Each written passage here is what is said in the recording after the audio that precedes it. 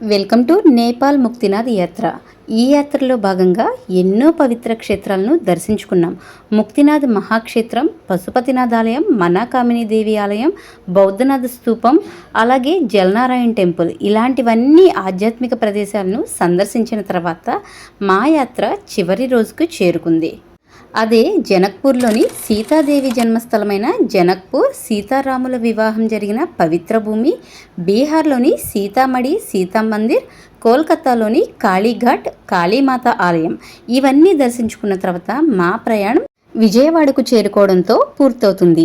ఈ ఆధ్యాత్మిక ప్రయాణాన్ని మీ అందరితో పంచుకోవడం చాలా చాలా ఆనందంగా ఉంది. ఇక నేపాల్ యాత్రలోని లాంగ్ వీడియోస్ అన్నీ కూడా మన ఛానల్లో పోస్ట్ చేశాను. చాలా మంచి రెస్పాండ్ వచ్చింది, చూసేయండి. ఇప్పుడైతే మీరు చూస్తున్నది జనక్పూర్లోని జనక్పూర్ ధామ్ ప్రవేశ ద్వారం.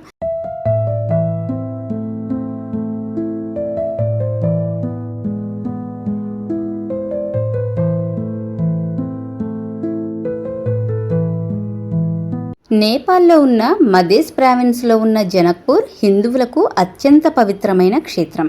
ఇది త్రేతాయుగంలో మిథిలా రాజ్యం రాజధానిగా ఉండేది. ఇక్కడే రాజర్షి జనకుడు ఈ రాజ్యాన్ని పరిపాలించాడు. ఇక్కడే భూమాత గర్భం నుంచి సీతాదేవి ప్రత్యక్షమయ్యారు అని పురాణాలు చెప్తున్నాయి.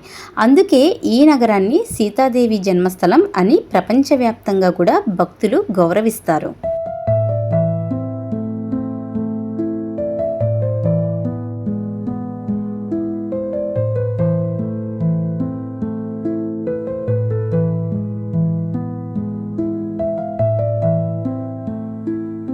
మనకు కనబడుతున్న ఈ తెల్లటి పాలరాతితో నిర్మించిన అద్భుత కట్టడమే జానకి మందిర్. జానకి మందిర్ చరిత్ర విషయానికి వస్తే ఈ ఆలయాన్ని 1910లో టికమ్గఢ్ రాణి వృషభానుదేవి నిర్మించారు. దాదాపు అప్పట్లోనే 60 లక్షల రూపాయల వ్యయంతో నిర్మించబడిన ఈ ఆలయం అప్పటి కాలంలోనే అద్భుతమైనటువంటి నిర్మాణంగా నిలిచింది. మొఘల్, రాజ్పుత్, కోయిరీ శైలుల కలయికతో నిర్మించిన ఈ మందిరాన్ని నౌలాఖా మందిర్ అని కూడా పిలుస్తారు. ఎందుకంటే ఈ నిర్మాణానికి దాదాపు 9 లక్షల రూపాయలు ఖర్చయ్యాయని అప్పటి కథనాలు చెప్తున్నాయి.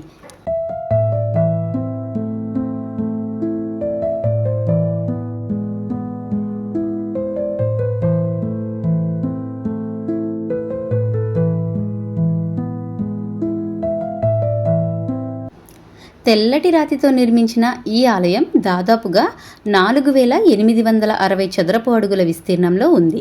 3 అంతస్తులు, 60కి పైగా గదులు, అనేక గోపురాలు, అనేకమైన రంగు అద్దాలు, అద్భుతమైన శిల్పకళ ఈ ఆలయం యొక్క ప్రత్యేకత. ఈ ఆలయంలో సీతారాముల విగ్రహాలు అత్యంత దివ్యంగా దర్శనమిస్తాయి. ప్రతి సంవత్సరం కూడా లక్షలాది మంది భక్తులు ఇక్కడికి వస్తూ ఉంటారు. భారత్ నేపాల్ ఆధ్యాత్మిక సంబంధానికి ఈ ఆలయం ఒక ప్రతీకగా నిలుస్తుంది. ఇంతటి మహత్తరమైన సీతా మందిరంలో మా యాత్రికుల్లో ఒకరికి అక్కడ తమ గాత్రాన్ని వినిపించడం చాలా అదృష్టమనే చెప్పాలి. అది మీరు కూడా ఒకసారి చూసేయండి.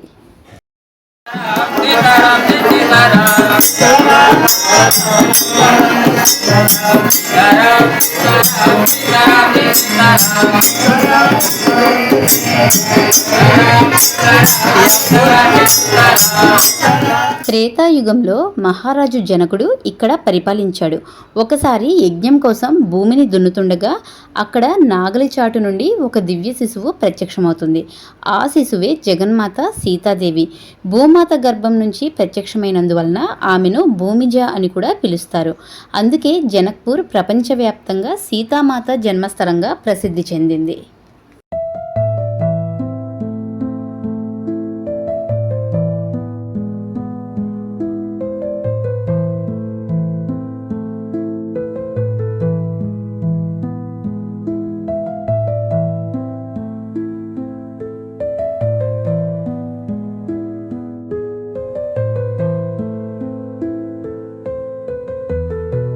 ఈ రాజ్మహల్ను చూస్తుంటే ఎంతసేపైనా రెప్ప వేయకుండా అలాగే నుంచొని చూడాలనిపిస్తుంది. అంత అద్భుతమైనటువంటి పనితనంతో మన కళ్ళని కట్టిపడేస్తుంది. ఇలాంటి రాజ్మహల్ అన్ని సంవత్సరాల నుంచి కూడా, అంటే వేల సంవత్సరాల నుంచి కూడా ఒక సంపదగా నేటికి కూడా మరమ్మతులు చేస్తూ ప్రపంచ వారసత్వంగా కాపాడడం జరుగుతుంది. అలాగే ఈ ఆలయానికి ఎదురుగా మనకు మరొక ఆలయం కూడా కనిపిస్తుంది. అదే లక్ష్మణ మందిర్. శ్రీరాముని తమ్ముడు, ఆదర్శ సోదరుడు అయిన లక్ష్మణస్వామికి అంకితమైన ఈ పవిత్ర ఆలయాన్ని భక్తులు ఎంతో భక్తి శ్రద్ధలతో దర్శించుకుంటారు. మీరు చూస్తున్నది అదేనండి లక్ష్మణ మందిర్. రామాయణంలో శ్రీరాముడి సేవలో లక్ష్మణుడు చూపిన నిస్వార్థమైనటువంటి భక్తి, త్యాగం, ధర్మనిష్టకు ఈ ఆలయం ప్రతీకగా నిలుస్తుంది. ఈ ఆలయంలో వీడియోస్ అండ్ ఫొటోస్ తీసుకోవడానికి కూడా అనుమతి ఇచ్చారు. ఇక్కడ నుంచి మా ప్రయాణం జానకీదేవి వివాహం జరిగిన ప్లేస్కి అయితే వెళ్తున్నాం.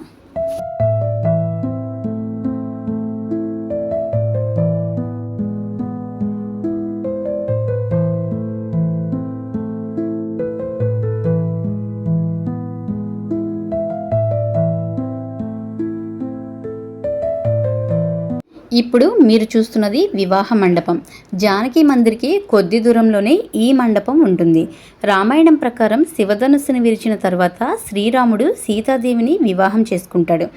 ఆ దివ్య కళ్యాణం జరిగిన ప్రదేశాన్ని గుర్తుగా ఈ వివాహ మండపాన్ని నిర్మించారు.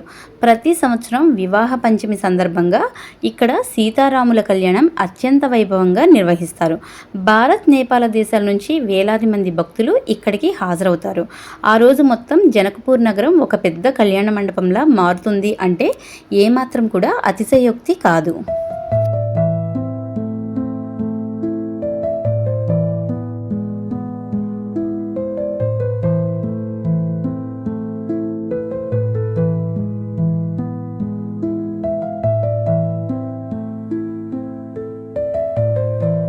ఈ మండపంలో మనకి అర్థమవడానికి వీలుగా సీతాదేవి దొరికినటువంటి ఘట్టాలు, అలాగే శివధనస్సు విరిచినవి, సీతారాముల కళ్యాణం జరిగినవి, వీటన్నిటితో కూడినటువంటివి అనేక విగ్రహ రూపాలు మనకి దర్శనమిస్తాయి. ఈ ఆలయంలో సీతారాముల దివ్య దర్శనం కూడా అత్యంత అద్భుతంగా అయితే ఉంటుంది.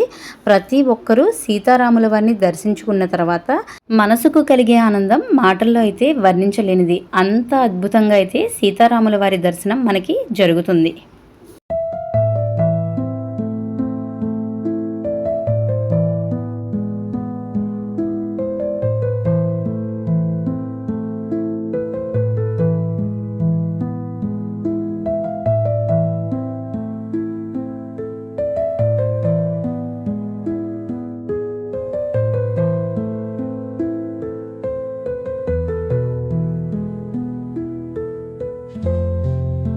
ఇక్కడ నుంచి మేము జనక మహారాజు ప్యాలెస్కి అయితే రావడం జరిగింది. ఇక్కడ జనక మహారాజు నివసించినటువంటి ప్రాంతం అయితే ఉందట. ఆ బిల్డింగ్ని చూడడానికైతే మేము వెళ్తున్నాం. ఇక్కడ ఈ ప్రాంతంలో ఎక్కడ చూసినా సరే, ఏ ఆలయాల్లో చూసినా సీతారాముల వారి దర్శనం అయితే ఖచ్చితంగా దొరుకుతుంది. ప్రతి చోట సీతారాములు కొలువై ఉంటారు. ఇప్పుడు మీరు చూస్తున్నదంతా కూడా జనక మహారాజు యొక్క మందిరం అన్నమాట. జనకుడు కేవలం ఒక రాజు మాత్రమే కాదు, ఆయన ఒక గొప్ప యోగి, ఉపనిషత్తుల్లో ప్రస్తావించబడిన మహాజ్ఞాని. అష్టావక్ర మహర్షి బోధించిన అష్టావక్ర గీత జనకునికే చెప్పబడింది. రాజుగా ఉంటూనే ఆత్మజ్ఞానాన్ని పొందిన మహాత్ముడు జనక మహారాజు.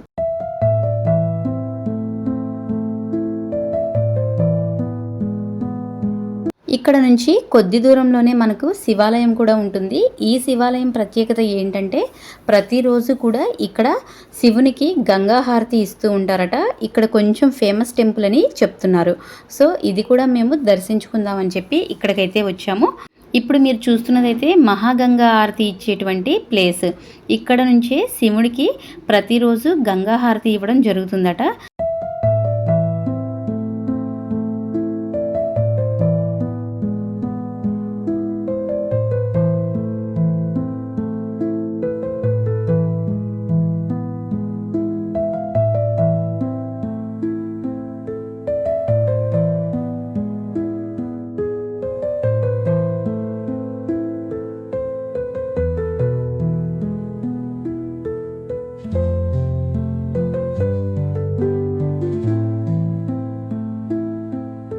ఇక్కడ ఉండే ఆలయాలన్నీ కూడా కొద్ది దూరంలో ఉంటాయి. సో ఇక్కడ మనకి చూడడానికి ఎక్కువ ఆలయాలే ఉంటాయి.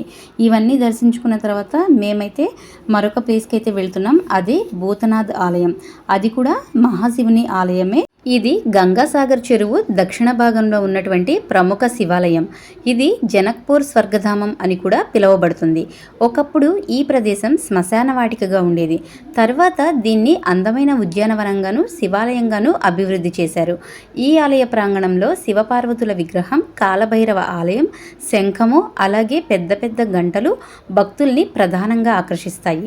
ఇక్కడ పూజారి ఇచ్చే విభూతిని స్వీకరిస్తే అనారోగ్యాలు తొలగిపోతాయి అని భక్తుల విశ్వాసం.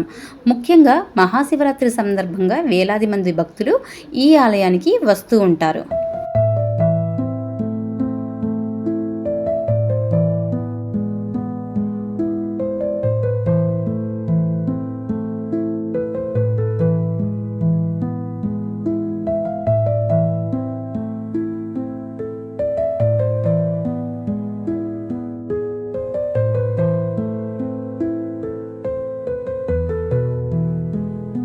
ఇక్కడ నుండి మేము పవిత్ర ఆలయమైన రాజదేవి మందిర్ దగ్గరకు వెళ్తున్నాం. అదే మిథిలా మహారాజు జనకుని కులదేవత అయిన రాజాదేవి అమ్మవారి ఆలయం.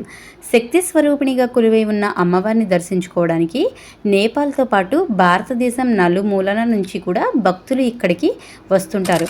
ముఖ్యంగా నవరాత్రుల సందర్భంగా ఈ ఆలయంలో అత్యంత వైభవంగా ఉత్సవాలు నిర్వహిస్తారు. జనకపూర్కు వచ్చే భక్తులు జానకి మందిరంతో పాటు రాజాదేవి అమ్మవారిని దర్శించుకోవడం కూడా ఎంతో పవిత్రంగా భావిస్తారు. రాజాదేవి అమ్మవారి అనుగ్రహంతో కుటుంబానికి శుభం, ఐశ్వర్యం, విజయాలు కలుగుతాయని భక్తుల విశ్వాసం. అయితే ప్రధాన ఆలయాల్లో ఎక్కడ కూడా మనల్ని ఫోటోలు, వీడియోలు తీయనివ్వరు. అందుకే మీకు ప్రధాన ఆలయాల్లో నేను బయట నుంచి మాత్రమే వీడియోస్ అయితే పోస్ట్ చేయడం జరుగుతుంది.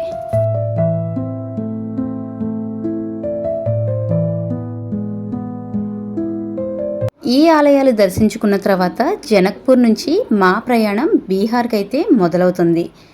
యాత్ర పూర్తయ్యేంత వరకు ఈ ప్రయాణంలో మీరు కూడా ఉండండి. ఎక్కడ కూడా వీడియోనైతే మీరు మిస్ చేయొద్దు. అలాగే మన ఛానల్ని ఎవరైనా చూస్తూ ఉంటే కనుక మన వీడియోస్ నచ్చితే తప్పకుండా సబ్స్క్రైబ్ చేయడం అస్సలు మర్చిపోవద్దు.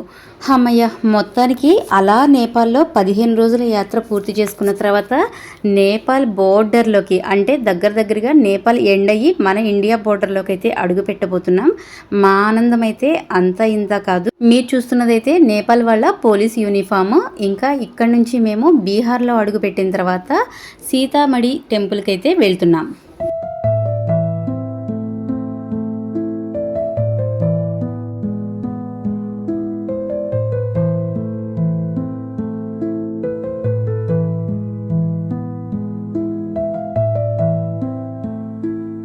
ఎంతైనా మన భరత భూమిలో మనం పుట్టిన నేలపైన అడుగు పెడితే ఆ ఆనందమే వేరు కదండి. ఎప్పుడైతే ఇండియా అని మనకు కనపడిందో అప్పుడే మా ప్రాణం అయితే లేసొచ్చేసింది. ఇండియా అనే బోర్డు చూడగానే మాకు తెలియనంతగా శక్తి అయితే మా శరీరంలోకి వచ్చేసింది అనిపించింది. ఇక ఇక్కడ నుంచి మేము సీతా మందిర్కి అయితే వెళ్తున్నాం. నేపాల్ సాంప్రదాయం ప్రకారం రాజజనకుడు యజ్ఞం కోసం భూమిని దున్నుతుండగా సీతాదేవి జనక్పూర్ ప్రాంతంలో దొరికింది అని చెప్తారు కదా. వాల్మీకి రామాయణంలో మిథిలా రాజ్యం మరియు రాజా జనకుడు గురించి మాత్రమే ప్రస్తావన ఉంది. కానీ నేటి మ్యాప్లో ఏ ఖచ్చితమైన గ్రామం కానీ నగరంలో కానీ సీతాదేవి ప్రత్యక్షమయ్యారో స్పష్టంగా తెలియదు. అందువల్ల నేపాల్ వారు జనక్పూర్ను సీతా జన్మస్థలంగా భావిస్తే బీహార్ వారు సీతామఢిని సీతమ్మ వారి జన్మస్థలంగా భావిస్తారు. ఈ రెండు ప్రాంతాలు కూడా ఒకప్పుడు మిథిలా రాజ్యంలో భాగాలే. అందుకే భక్తులు ఈ రెండు క్షేత్రాలను కూడా సీతామాతతో సంబంధం ఉన్న ఒక పవిత్ర స్థలాలుగా దర్శించడం జరుగుతుంది.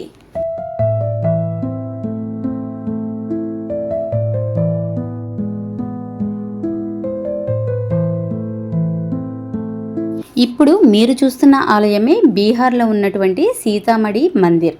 అలాగే ఈ ప్రదేశానికి గుర్తుగా, అంటే ఈ ప్రదేశంలో సీతామాత దొరికింది అనడానికి గుర్తుగా అయితే ఇక్కడ ఈ ఆలయాన్ని నిర్మించారు. ఈ ఆలయ సమీపంలోనే ఉన్న సీతాకుండ్ చాలా పవిత్రమైంది. ఇక్కడే సీతాదేవి భూమిలో నుంచి ప్రత్యక్షమైందని చెప్పి విశ్వసిస్తారు. అందుకే భక్తులు ఇక్కడ ఉన్నటువంటి నీటిని పవిత్ర తీర్థంగా అయితే భావిస్తారు. ఈ ఆలయంలో ఉన్నటువంటి సీతారాముల విగ్రహాలు భక్తులను ఎంతగానో ఆకట్టుకుంటాయి.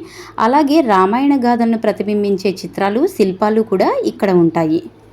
ఇక్కడ కూడా మేము ఫొటోస్, వీడియోస్ తీసుకున్న తర్వాత ఇక్కడ నుంచి కలకత్తాకైతే మేము బయలుదేరుతున్నాం.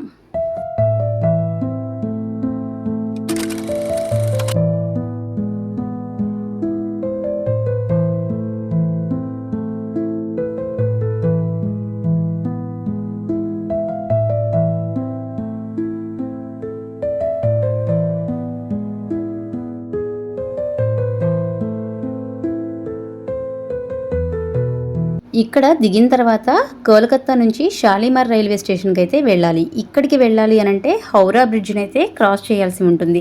హుగ్లీ నదిపైన నిర్మించిన హౌరా బ్రిడ్జ్ ప్రపంచ ప్రసిద్ధి చెందినటువంటి వంతెన. 1943 సంవత్సరంలో ఈ బ్రిడ్జ్ని అయితే నిర్మించారు. ఇప్పుడు మీరు చూస్తున్నదే హౌరా బ్రిడ్జ్ అండి. 26,500 టన్నుల ఉక్కుతో నిర్మించబడిన ఈ వంతెనలో ఉన్న ప్రత్యేకత ఏంటి అనంటే దీనిలో నది మధ్యలో ఒక్క స్తంభం కూడా ఉండదట. రోజు లక్షలాది మంది ప్రయాణికులు, వేలాది వాహనాలు ఈ వంతెన మీదుగా ప్రయాణం చేస్తూ ఉంటాయి. ఇలా ప్రయాణం చేసి మేము షాలిమార్కి అయితే చేరుకున్నాం. ఇక్కడ నుంచి విజయవాడ ట్రైన్ వెళ్ళడానికి మాకు 4-5 గంటల సమయం అయితే ఉంది. ఈ టైంలో మేము కలకత్తా కాళీమాత దర్శనం చేసుకోవాలని అనుకున్నాం. దానికి తగ్గట్టుగానే అక్కడ ఫ్రెష్ అయిన తర్వాత కాళీమాత ఆలయానికైతే చేరుకోబోతున్నాం.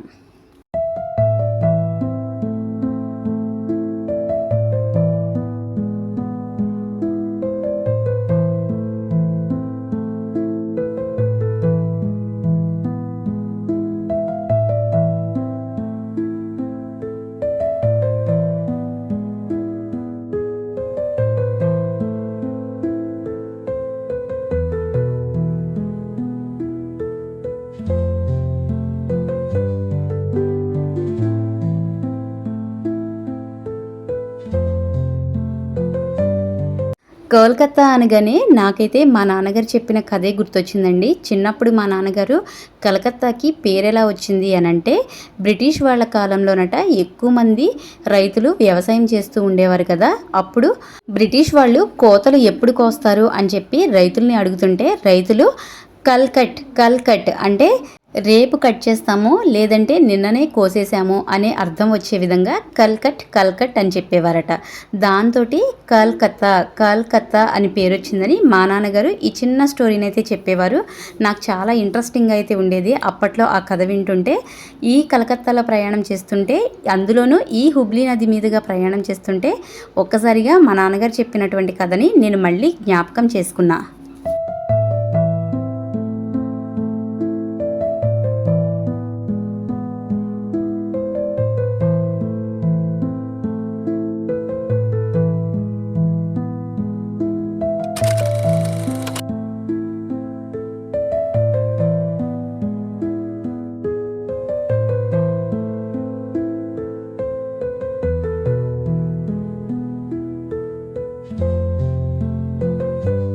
మాటలోనే షాలిమార్ రైల్వే స్టేషన్కి అయితే రీచ్ అయిపోయాము. నిద్ర ఉండి లేక అందరి మొహాలు కూడా ఇలా ఉబ్బిపోయి అధ్వానంగా అయితే తయారయ్యాయి. ఎలా ఉన్నా సరే ఎక్కడో దూరం నుంచి మళ్ళీ మన సొంత నేలపైన అడుగు పెట్టామన్న భావన అయితే మా మనసుల్లో నుంచి చెరిగిపోని ముద్రని వేసింది. ఇక ఇక్కడ నుంచి కలకత్తా కాళీమాత ఆలయం చూడడానికైతే మేము బయలుదేరుతున్నాం. భారతదేశంలోని అత్యంత ప్రసిద్ధ శక్తిపీఠాల్లో ఒకటి ఈ కాళీమాత ఆలయం. పశ్చిమ బెంగాల్లోని కోల్కతా నగరంలో కొలువై ఉంది. ప్రతి సంవత్సరం లక్షలాది మంది భక్తులు అమ్మవారి దర్శనం కోసం ఇక్కడికి వస్తూ ఉంటారు.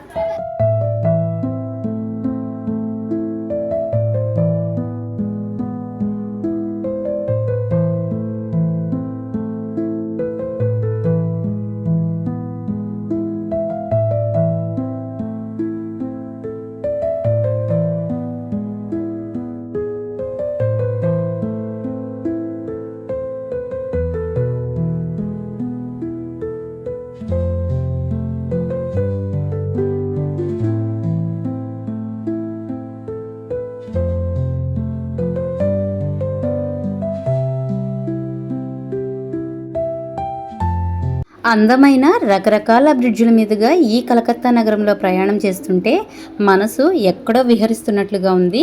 ఆకాశాన్ని అంటే ఎన్నో అంతస్తుల బిల్డింగ్స్, అట్లాగే కళ్ళని నమ్మలేకపోయేలాగా ఉండేంత అపురూపమైనటువంటి అద్భుతమైనటువంటి వంతెనలు, వీటన్నిటిని దాటుకుంటూ కలకత్తా కాళీమాత ఆలయంలోకి అయితే ఎంటర్ అవబోతున్నాం. పురాణాల ప్రకారం సతీదేవి కుడిపాదంలోని వేళ్ళు ఈ ప్రాంతంలో పడడంతో ఇది శక్తిపీఠంగా ప్రసిద్ధి చెందింది అని చెప్తారు. ఇక్కడ అమ్మవారు కాళీదేవి రూపంలో దర్శనమిస్తూ ఉంటారు.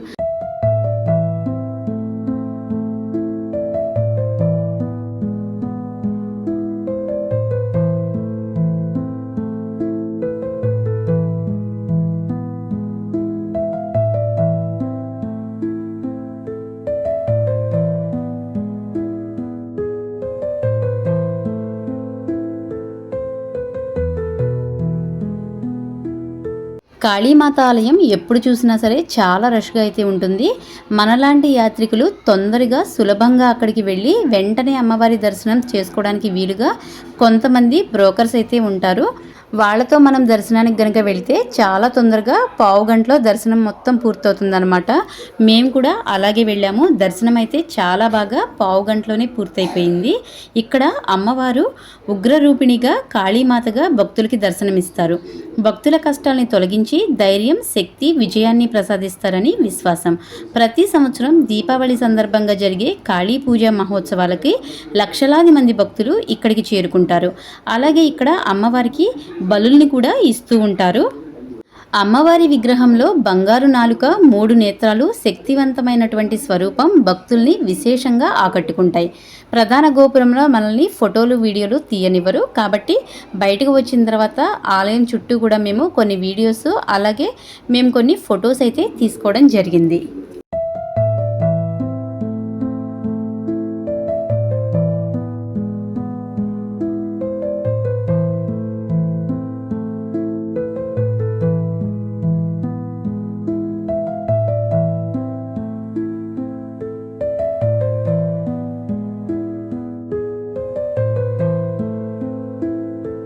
కాళీమాత దర్శనం తర్వాత షాలిమార్ రైల్వే స్టేషన్కి చేరుకొని విజయవాడ ట్రైన్ ఎక్కేశాం.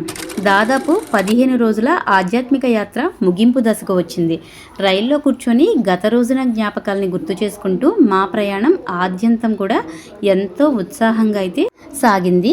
ముక్తినాథుని ఆశీస్సులతో, పశుపతినాథుని కరుణతో, సీతారాముల అనుగ్రహంతో, కాళీమాత దీవెనలతో మేము క్షేమంగా విజయవాడ రైల్వే స్టేషన్కి అయితే చేరుకున్నాం. ఈ నేపాల్ ముక్తినాథ యాత్ర కేవలం ఒక ప్రయాణం మాత్రమే కాదు. ఇది ఒక ఆధ్యాత్మిక అనుభూతి, ఒక జీవిత పాఠం, ఒక దైవానుగ్రహం. హిమాలయాల మధ్యలో ఉన్న ముక్తినాథ్ నుంచి జనక్పూర్లోని సీతామాత జన్మస్థలం వరకు కూడా, కాళీమాత ఆశీస్సుల వరకు కూడా ప్రతి అడుగులో కూడా దేవుని కరుణను మేము అనుభవించాం. ఈ యాత్రను మొదటి రోజు నుంచి చివరి రోజు వరకు వీక్షించిన ప్రతి ఒక్కరికి కూడా హృదయపూర్వక ధన్యవాదాలు.